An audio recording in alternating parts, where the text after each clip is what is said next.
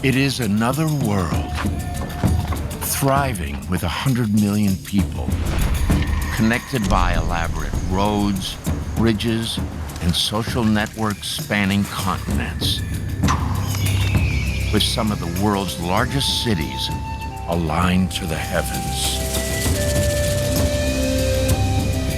It is the birthplace of some of the greatest civilizations on Earth. This is the Americas, more than 500 years ago. Native Americans create America's first democracy that later inspires the United States Constitution. Shape Mississippi swampland into the largest pyramids on the planet. Carve Andean mountain slopes into fields that feed millions. They domesticate plants that provide 60% of the food consumed in the world today. Native Americans invent a way of life intimately connected to earth, sky, water, and all living things. Being in the Grand Canyon, to me, is like a womb.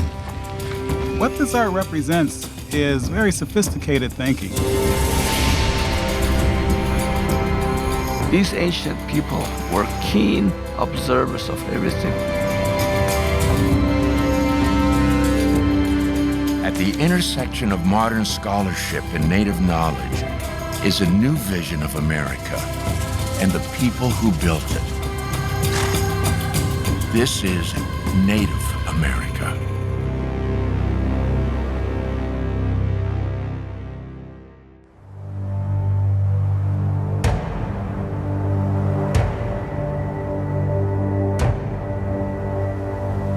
In a remote canyon in New Mexico, more than 1,000 years ago, Native Americans built one of the largest cities in North America, Chaco.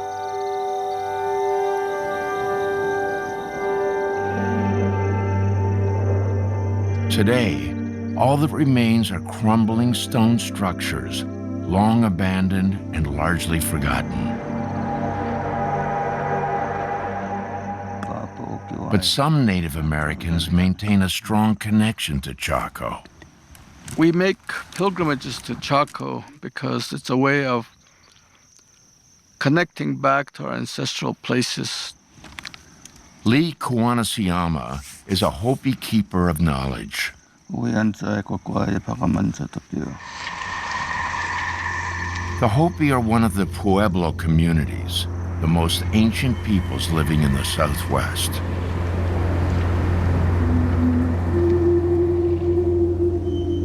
Lee is taking tribal members to a sacred cave shrine above the ruins of Chaco.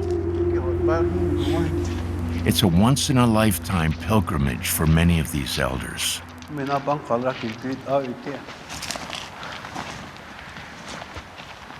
The Hopi have never shared this private ceremony outside their community. They offer cornmeal and eagle feathers in gratitude.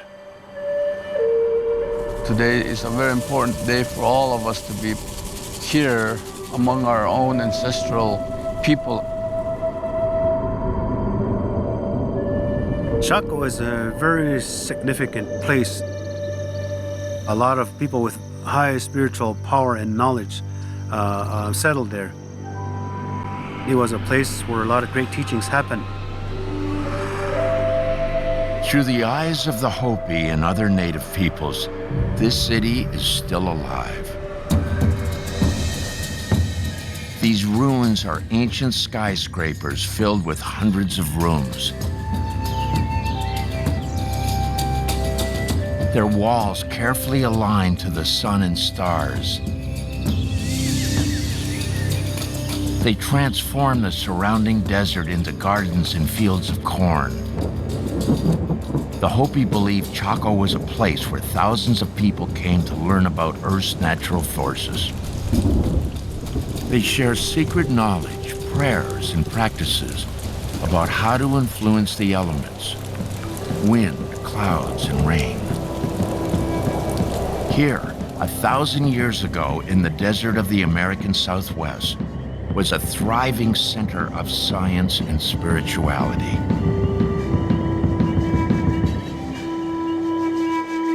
Chaco was a place where clans came together to share their knowledge, to share the wisdom of being caretakers of the earth.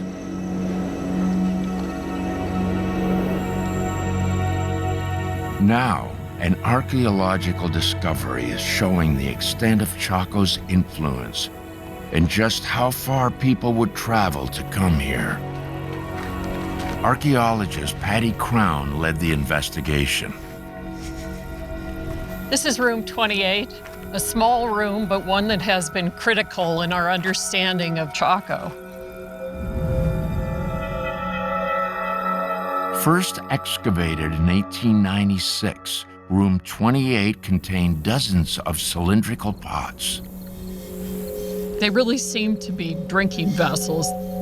I just wasn't sure what they might have been drinking in them.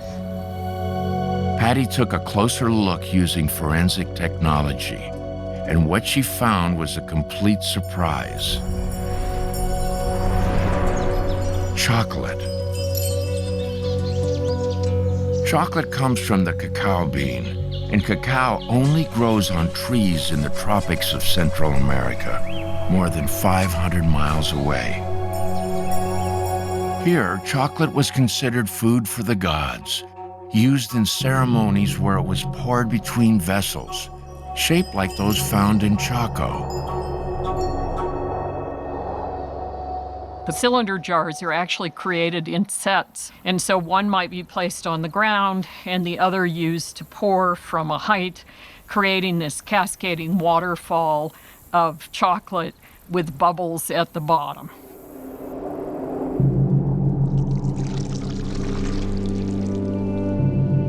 Chocolate and its sacred drinking ritual must have traveled from Central America to Chaco. And chocolate is just one of many sacred objects discovered here. Carved shells from the Pacific Ocean and Gulf of Mexico. Precious metals and minerals, like turquoise from far-off mountains. Colorful tropical birds from Central American jungles over 1,000 miles away. All objects of ritual significance brought from great distances. It made Chaco part of this very, very deep and distant belief system. Remains of an ancient city. Hopi traditions about a center of great knowledge. Sacred artifacts connecting Chaco to distant cultures.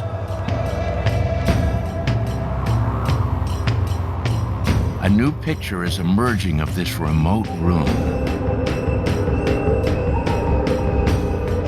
In a world of cities teeming with people, immersed in the science and spirituality of earth and sky.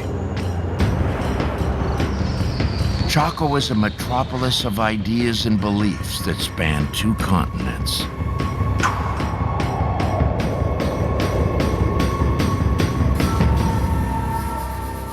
Where did these ideas come from?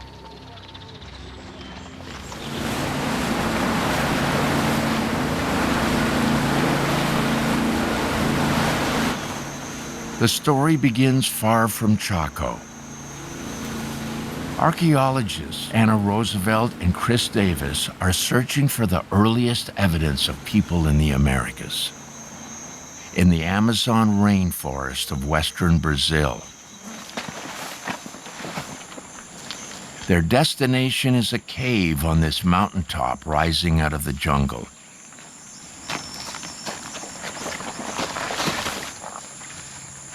This is the Caverna de Pedra Pintada, Portuguese for the Cave of the Painted Rock. That's amazing. There's art going from the base all the way up to the ceiling. The cave is covered with paintings inspired by animals and the sky. In this case, there's a round object in the middle of the depiction of the turtle. Yeah, a lot of them are very abstract. The local people speculated that these were suns or moons. And that might match with the turtle because also turtle myths were related to the sun as well as a creation spirit. This cave in the Amazon is rewriting the history of when and how people settled the Americas and who those people are.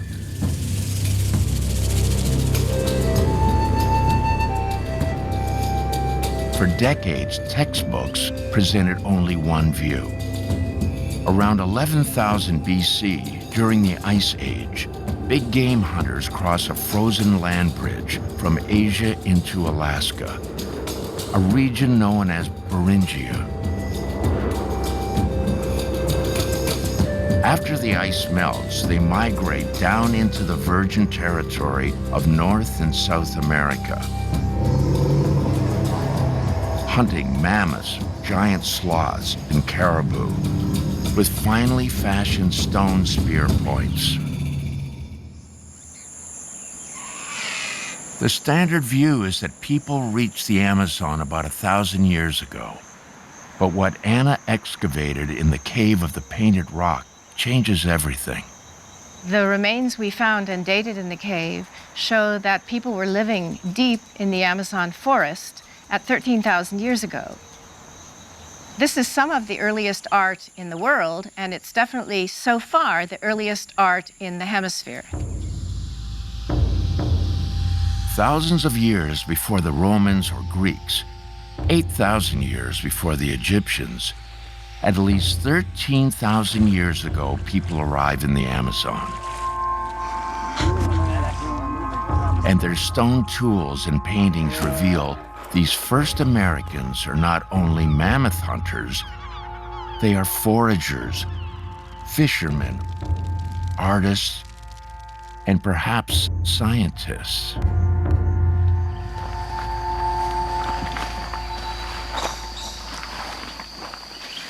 Chris is a specialist in archaeoastronomy, the study of how ancient peoples looked at the sky.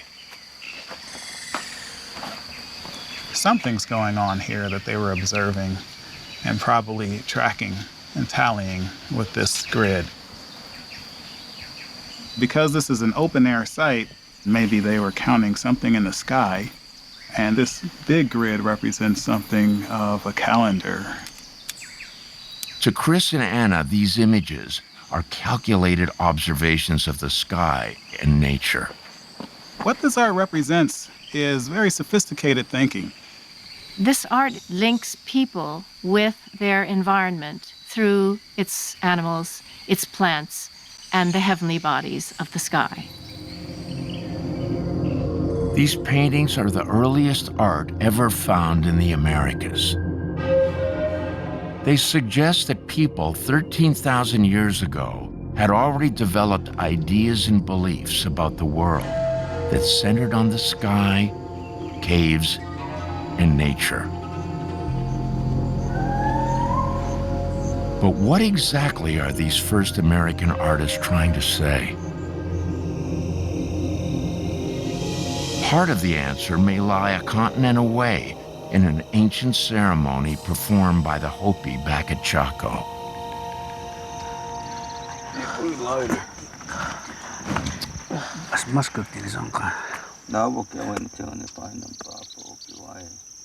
The reason we do these pilgrimages is to continue our connection to places like Iupkoive, which is the Hopi name for Chaco.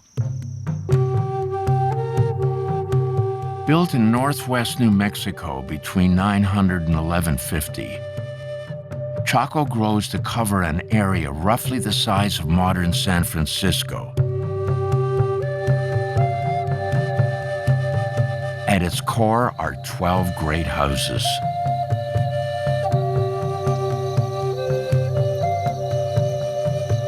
Five stories high and up to 800 rooms. These are the biggest buildings in what will be the United States until the 1800s.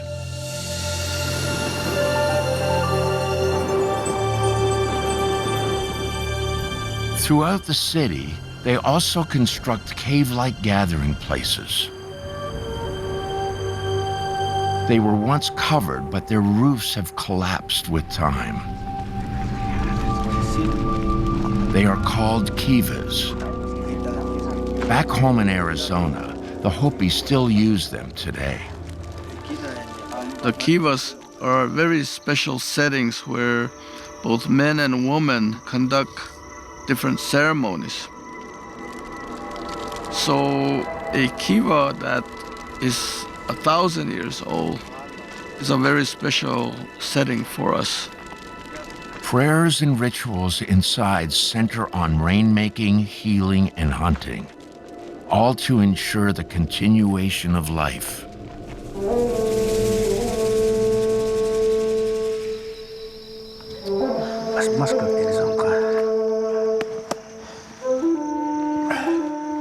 Today, the Hopi are conducting a smoking ceremony.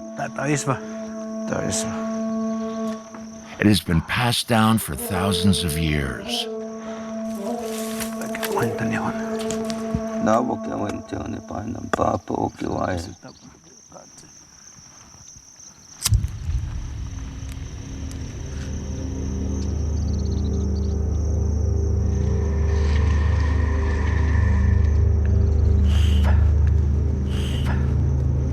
Smoking is a form of prayer. We meditate, we silently pray as we smoke. We pray for rain, we pray for long life, good health, abundance.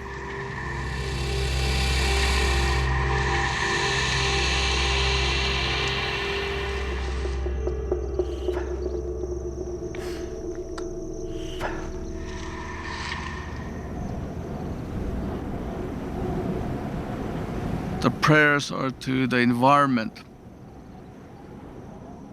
You take time to contemplate the power around us.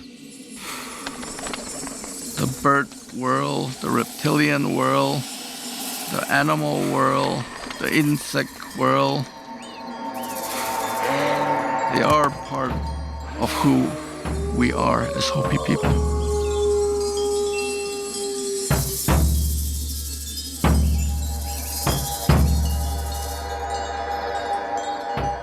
For the Hopi and other Pueblo peoples, corn is their lifeblood.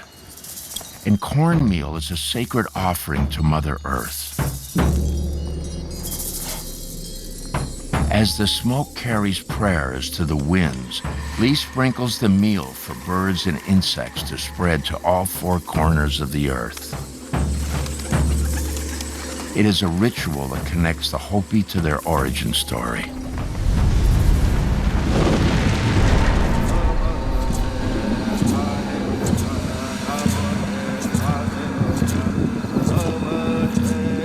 Sinom as modi at kaveye siwa.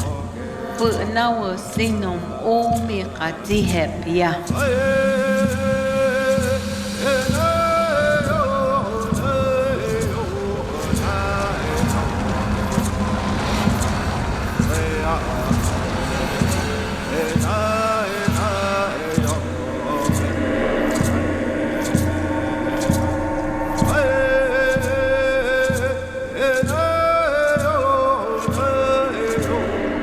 Pumahaki ma sawe au iki, pa ma saw yan ma tiwa.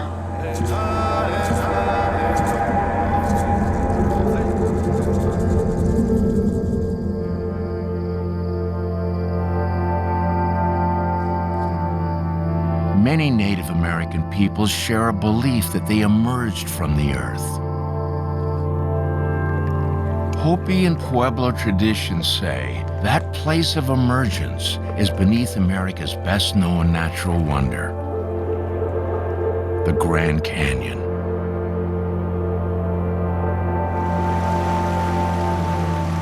"5 million people visit each year. They come to connect with its natural beauty. But Pueblo people have an even deeper connection. This is their birthplace. When we come to a place of water. We take the water, we put it on our head, and we splash that water, we lift it and throw it into the air in the direction of Zuni to encourage rain 4 times. And then we drink the water. Jim Enot is an elder of the Ashiwi, a Pueblo group in what is now New Mexico, known as the Zuni. Jim is mapping ancient images of the Zuni's origins, carved in stone by his ancestors. Just one half push. There we go.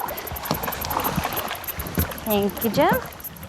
He is joined by river guide Francesca Bob, who is part Zuni, and Zuni story keeper Octavia Siatua. There's some panels up here on both sides.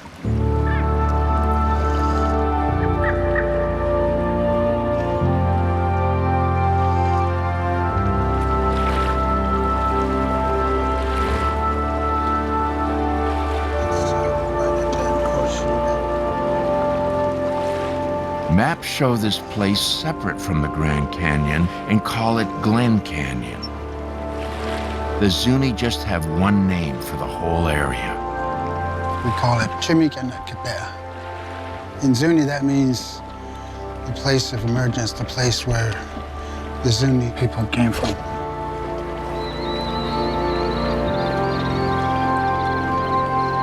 We're coming up to shore. Hook jumping. Yeah. A lot of people call it rock art, but for us, it's history. Wow. It's a memory of our people being here. It's not just a story, but actually an experience. Right. It's like a diary. Yeah. The petroglyph, more than 1,000 years old, depicts a row of descending bighorn sheep. It is an ancient lesson. To find water, follow the animals. You follow their tracks, you'll eventually find a way down to the river.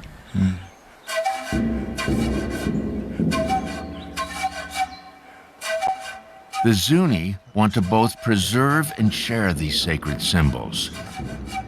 So Jim began hiring native painters to turn Zuni history into illustrated maps. We looked at these kinds of petroglyphs and other kinds of images on ceramics, things that were woven in tapestries. We thought about the songs and prayers we have, and we decided that we can make our own kinds of maps. Their maps are unlike any others. Not limited by lines or topography, they depict cultural landscapes and living memories. The Zuni maps represent the world without defined boundaries. Many people are familiar with geometric maps with streets and roads. And then when they see Zuni hand-painted maps, they realize there's a different way of looking at the world.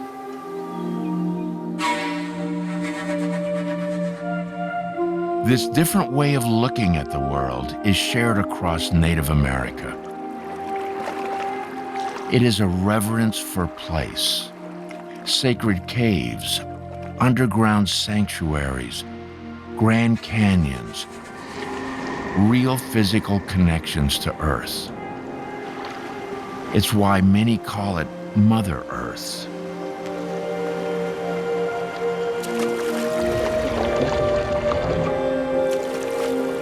Being in the Grand Canyon, to me, is like a womb.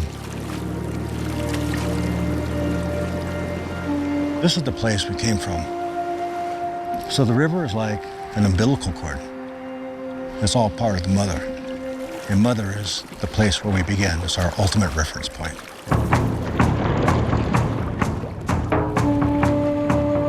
Pueblo tradition requires them to honor Mother by taking care of her. Ma sao amami bang kau I titsko happy amu makiwa sinom happy it titsko au past nat yao yung ni.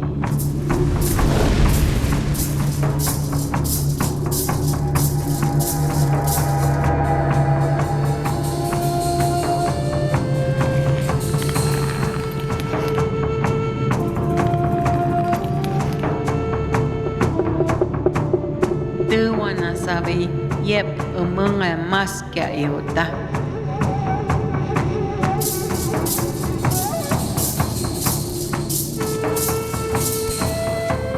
Ni kyang nanan iwok nan kusani. Pan ititsquat ang nenengem kuktotani. Pan tewa na sabit au ikini. In their origin story, after they emerge from the earth, the Pueblo are given a sacred quest. Find the center place. So some clans went clockwise and some clans went counterclockwise. And as the clans migrated, they placed an insignia where they were at that particular time and place, which is a spiral. It's about the people moving from one place to another, living in some place, testing it, moving on and on, until they finally find the right place.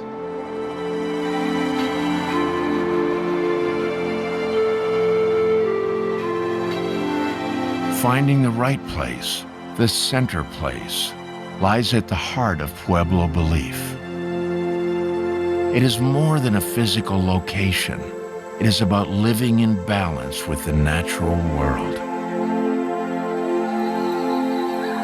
This search for the center place is built right into the kivas. Every kiva is aligned to the 4 compass directions: north, south, east, and west. That's true north, and this one is true south. So the sun rises here on the east and then sets to the west there. There are 2 more sacred directions, up and down. Climbing a ladder out of a kiva is symbolic of emerging into this world. The Hopi believe the 6 directions give kivas great power.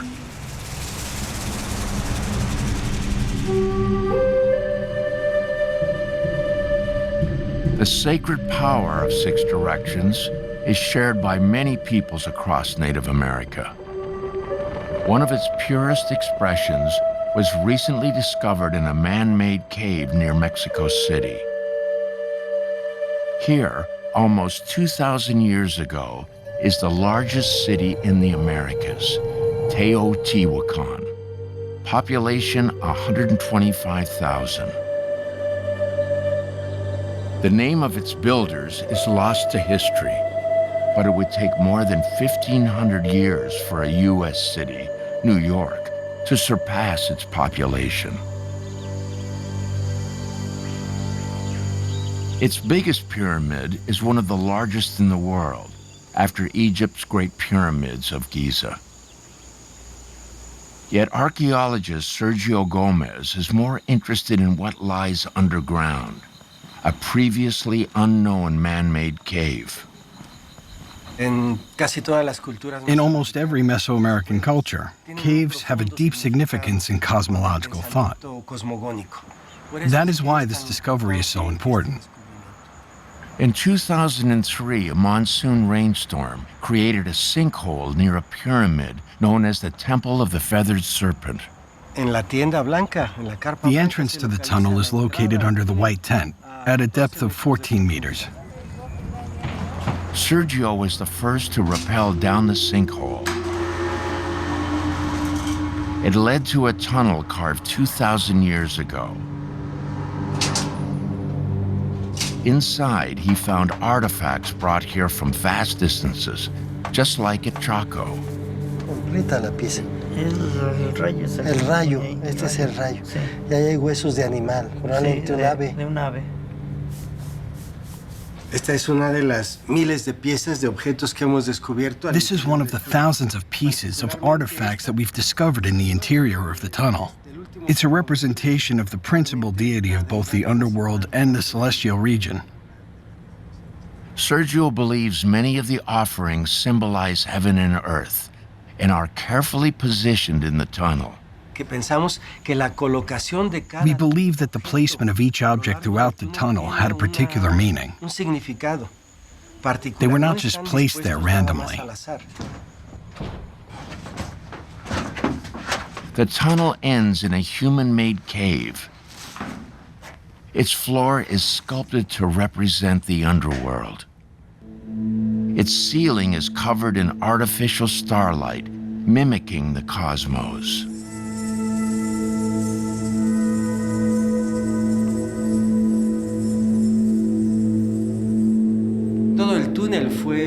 The entire tunnel was originally covered in a dust of shiny metallic mineral.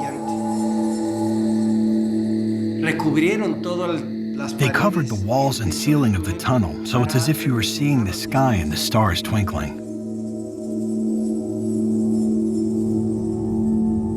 In this cosmic sanctuary of stars, Sergio finds two stone figures, statues that depict the first man and woman in the city's origin story. Sergio laser scans the tunnel. It descends 50 feet underground, extends for 340 feet, and ends directly beneath the pyramid of the feathered serpent. Here, the Teotihuacanos place the founding couple within 16 inches of the exact center of the pyramid. We are positioned exactly under the intersection of the north-south axis and east-west axis. And above us is the peak, the central point of the Temple of the Feathered Serpent, right in this spot.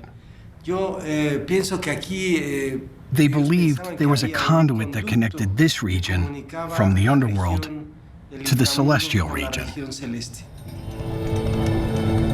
The builders went to extreme lengths using precise math and masterful engineering to align their sanctuary of stars to the six directions. Just like the Kiva builders at Chaco, the early Mesoamericans share a belief that the six directions represent finding balance in the universe. It is a quest to find the center between the world below and the one above, between caves and the cosmos.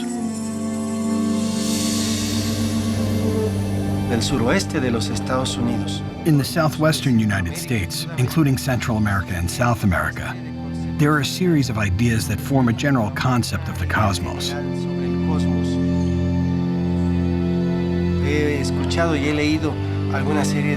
I've heard and read of the ideas the Hopi have about the cosmos and how the universe was created.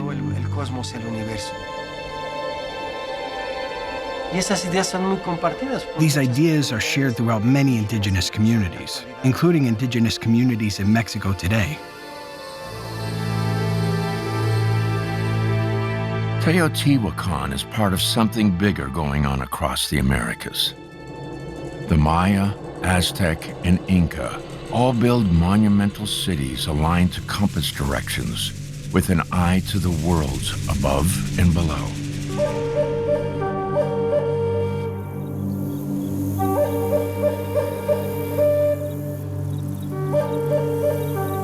And at Chaco, the builders extend the science of six directions to apply not only to place, but also to time. Alignment was very important to these people at Chaco. It helped them to determine the times of year, the cycles of their crops, when they plant certain seeds. And it also determines the months, the moons, when the certain ceremonies happen. At the very center of Chaco, builders create a sacred space to unify time and place, Pueblo Benito.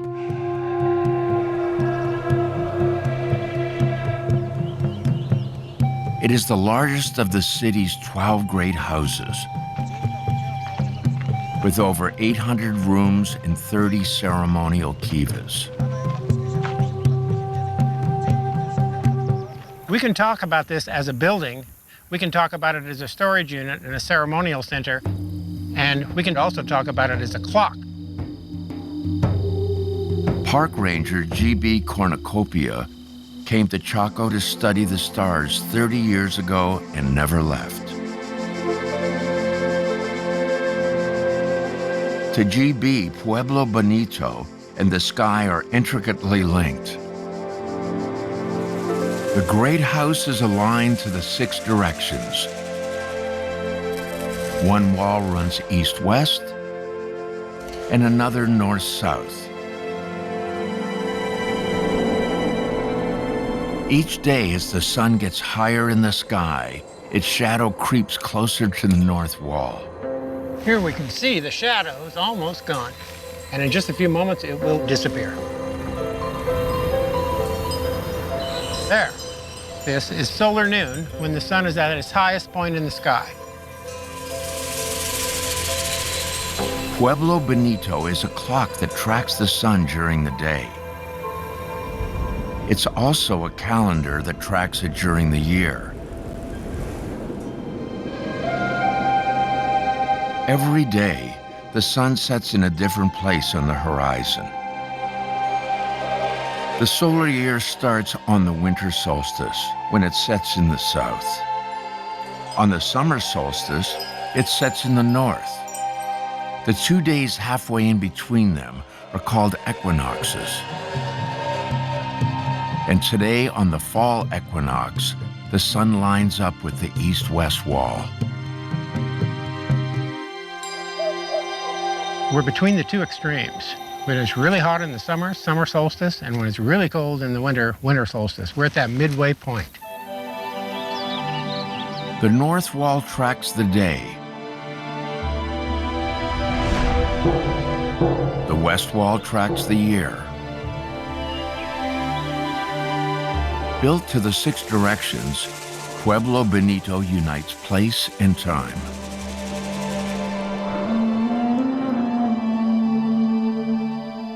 People tell time by their relationship with the sky. Now, most of us have forgotten that because we have devices that represent time. We've got watches and calendars and clocks. But if you've got good markers on your horizon, you can predict the seasons so that you can prepare for ceremonies, agriculture, all manner of things.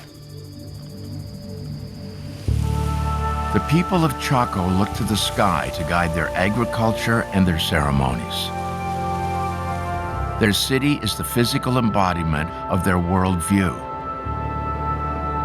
It is a way of living that is both a scientific understanding of the cycles of the earth, sun, and stars, and a spiritual quest to find their place within it.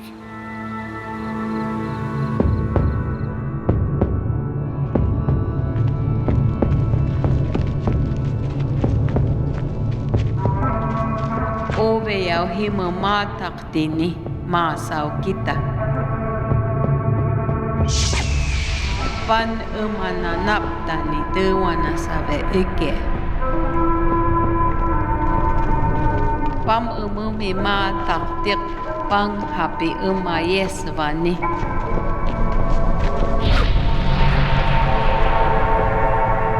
Yep happy I tewana sabi.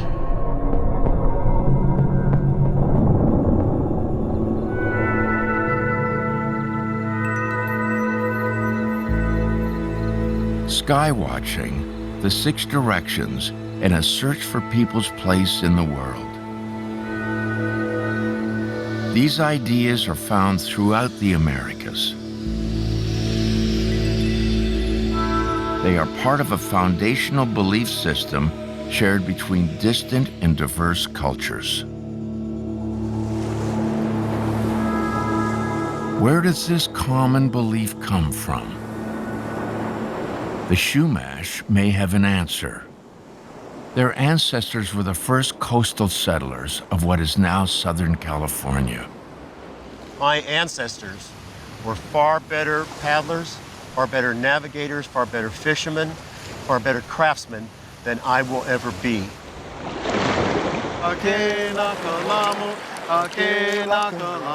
Today, these Chumash men are taking to the water in a flat-bottomed canoe like that of their ancestors.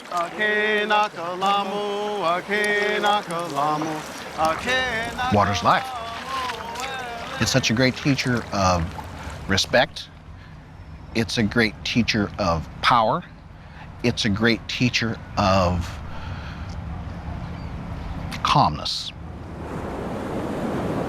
Long ago, water taught the Chumash a lesson they still practice. The best time to paddle is at night. That's when the ocean is the calmest. It's so dark that you can barely see the paddler in front of you. You feel your paddle hit the water and come out. It's powerful.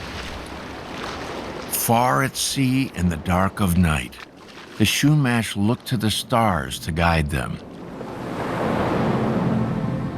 just as their ancestors did. At a very early stage, we saw the Milky Way as a way to chart our way across the islands.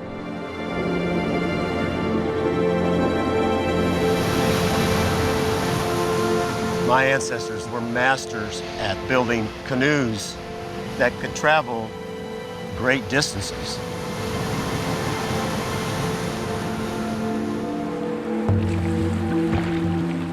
Their mastery of the stars and seafaring enabled the very first Americans to move quickly down the coast and across the continents.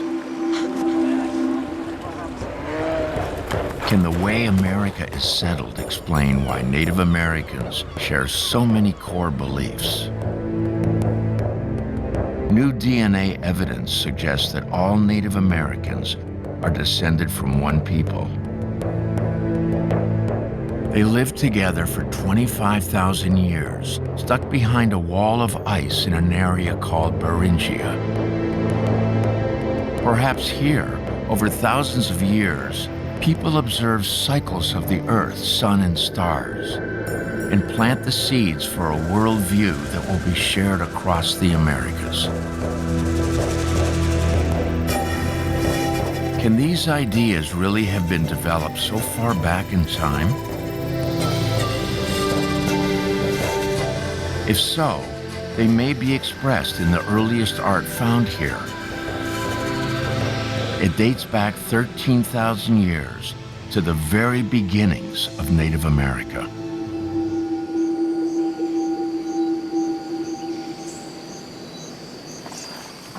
Anna Roosevelt and Chris Davis re-examined the rock paintings in Brazil's Amazon rainforest. It's been assumed that hunting and gathering people were primitive and wouldn't be into art very much. But everywhere you go in this rocky area, you find a painting. Chris believes the paintings may relate to the sky. All of the rock art's facing the west. So maybe there was something important in the west, maybe sunsets. The cliff wall extends a half mile. It is covered in paintings of animals, grids, and circles, all the way to its far south end. This is the southernmost image of the painting sequence. And there's two concentric circles, one above and another one below. Chris thinks these circles could depict stages of the sun setting. And their location here to the far south even suggests a specific day. The day when the sun is at its farthest southern point. Winter solstice, the shortest day of the year. And as it angles downward, it starts to rest on a pedestal. Chris suspects that pedestal represents a rocky outcrop on the horizon. He has come here on the winter solstice to see if the sun will line up with the platform. If there's a match, we should see it today.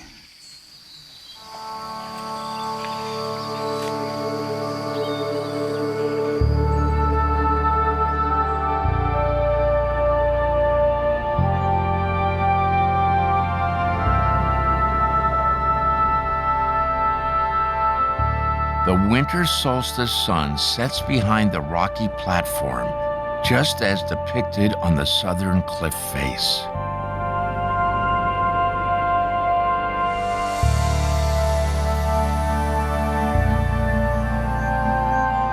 What's more, art on the northern end of the cliff marks the summer solstice. At the northern end, we have a match with the summer solstice. In between, there are images of animals, perhaps constellations, and other important resources. They are recognizing connections, associations, that when the sun is at this particular point in the sky, these animals are most active, or these changes occur in the environment. 8,000 years before England celebrated Stonehenge, Native Americans paint a cliff face to transform a mountain into a three-dimensional solar calendar. It is the earliest evidence of tracking astronomical events in the Americas. They created a calendar that you can walk through, pictographic almanac, that encapsulates this landscape. The calendar expresses an intimate knowledge of their new world. Caves and mountains provide shelter. Plants and animals teach them lessons of survival. And the sky helps them find their place in the world. These same foundational ideas, shared across two continents, are already established at the very beginning of Native America. They were not just living off of the land. They were actually trying to figure out how to better place themselves in the landscape.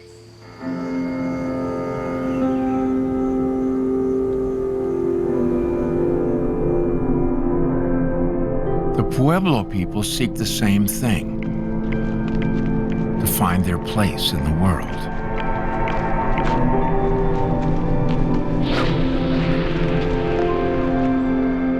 They discover it in America's Southwest.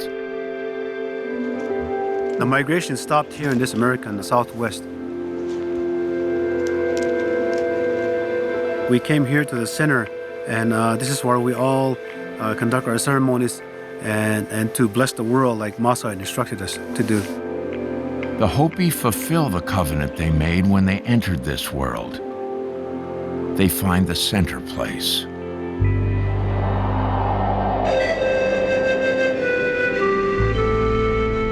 Along the way, they create Chaco, balanced between the underworld and the heavens. 6 directions align to the cosmos. Chaco becomes a beacon, drawing people from thousands of miles away. Visitors bring hallowed objects like turquoise stones, tropical bird feathers, seashells, and chocolate. Both cacao and scarlet macaws are tropical species that were brought from a great distance into Pueblo Bonito. There's no question that there was this very large area of shared beliefs in ritual activities.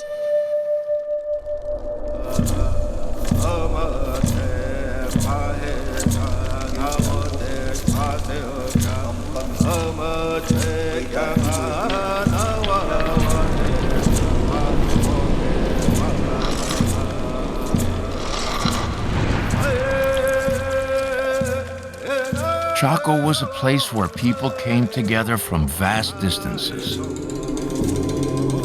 Chaco was a culmination of many years of learning and knowledge and perfecting their ceremonies. People share knowledge and beliefs based on thousands of years of observing their world. Ceremonies to influence the very forces of nature. They are still practiced today. In the ancient Kiva at Chaco, The Hopi elders conduct their smoking ceremony to make rain. You offer your own private prayer and you speak to the spirits of our ancestors. You offer these prayers in hopes they, in turn, bless us with rain.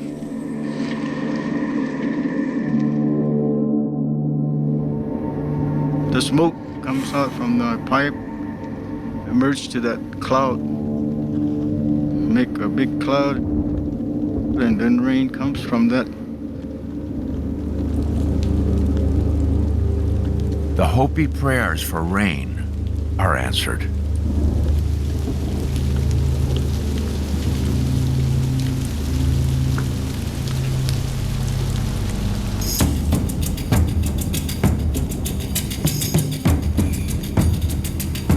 Just like Hopi tradition says, Chaco was a special place to study the forces of nature. It grows out of a deep connection with the earth. Planted in time immemorial, developed over tens of thousands of years, and shared across 2 continents by the pioneering people who create this world. They are Native Americans. Their teachings remain as relevant today as ever. We were taught to live in balance with nature. Each individual has tremendous power to change his world. We are a microcosm of the universe itself. So how we behave, how we take care of ourselves reflects in the earth. The world lives with us, we live with it. But we have to maintain it. We have to take care of it in order for it to provide for us. To me, it's essential to my survival that I'm part of the earth. I'm part of the family of plants and animals and bugs and birds and all the mammals. I'm just a part. Deep inside, the teachings of Chaco Canyon resonate and still continue today.